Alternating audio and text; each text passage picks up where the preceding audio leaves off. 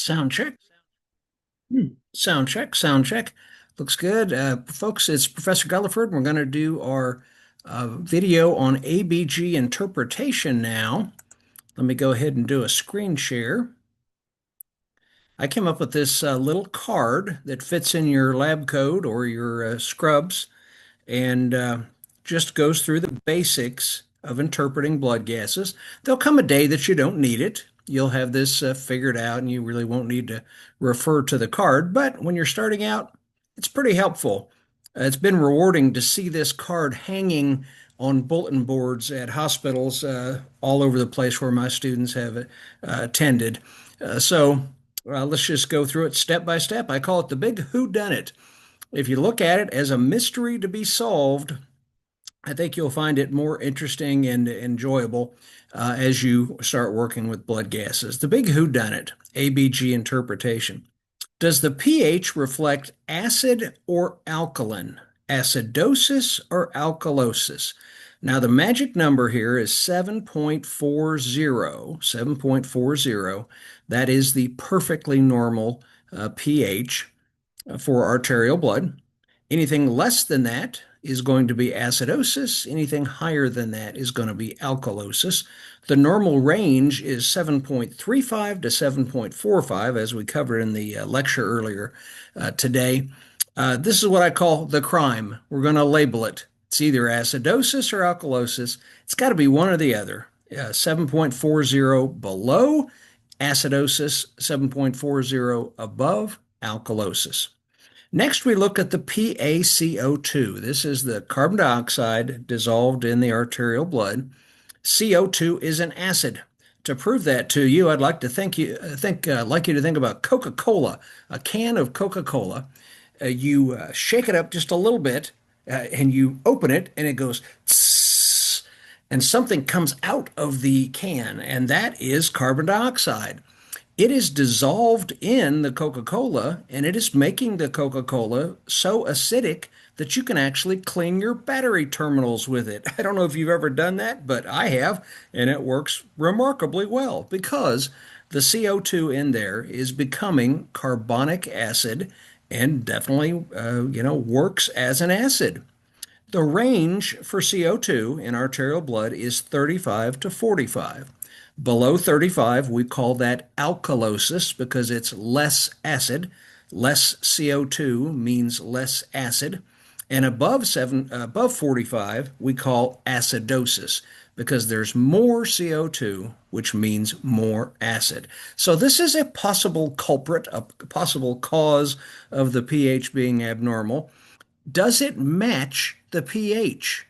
Does it match? That's the thing to figure out.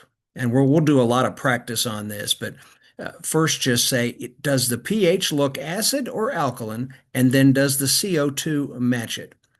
Next, look at the bicarb. Bicarb is alkaline. It's that stuff that's in the yellow box. Most of us have it in the refrigerator.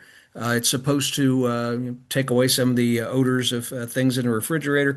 But it can also be used as an antacid. If you read the side of that yellow box, it's called Arm& Hammer, you will see that you can actually take a teaspoon of that, dissolve it in water, and use it as an antacid, which means bicarb is alkaline. All right. The range, 22 to 26. I want to point out that your PowerPoint had a mistake on that. It said 22 to 24, and that's not right. 24 would be perfectly normal, but the range is 22 to 26. Now, because bicarb is alkaline, if it's low, that's going to be an acid condition. Less than 22 is acidosis. Greater than 26 is alkalosis. If it's in that normal range, we would say the bicarb is normal. So we're going to label that. This will make more sense to you as we do some practice cases. Match the PaCO2 or the bicarb to the pH. So who done it? Who's the culprit? All right. If the PaCO2 is the culprit and the CO2 is high, that is respiratory acidosis. If the CO2 is the culprit and it is low, that's respiratory alkalosis. If the bicarb is low, that is metabolic acidosis. And if the bicarb is high, that is metabolic alkalosis. Next is their compensation.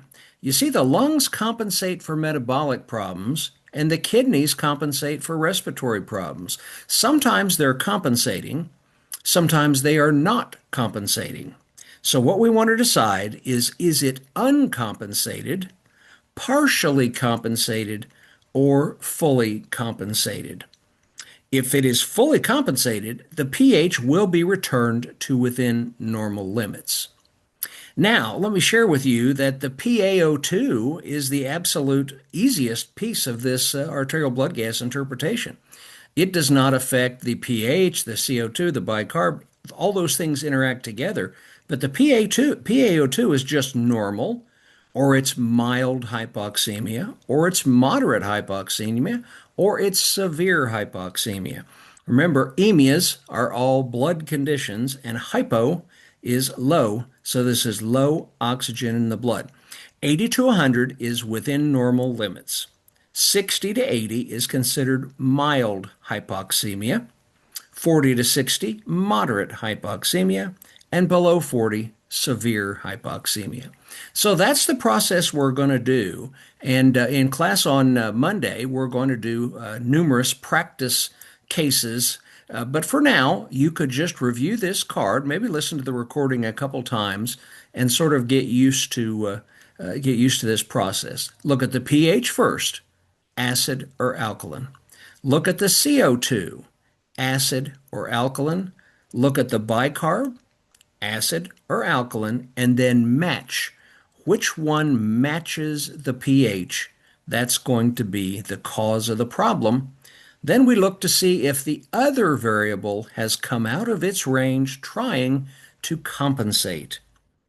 And then finally, we look at the oxygen, which is the easiest piece of the whole process, is either normal or it's hypoxemia. That's it. And the way that the PowerPoint covered this made it far too complicated. I've seen it done that way, but it's just too complicated and it doesn't make any sense. So, this is my advice on how to do it. You'll have this card with you as you go to your first clinicals. But for now, we'll practice together on Monday. Hope that was useful.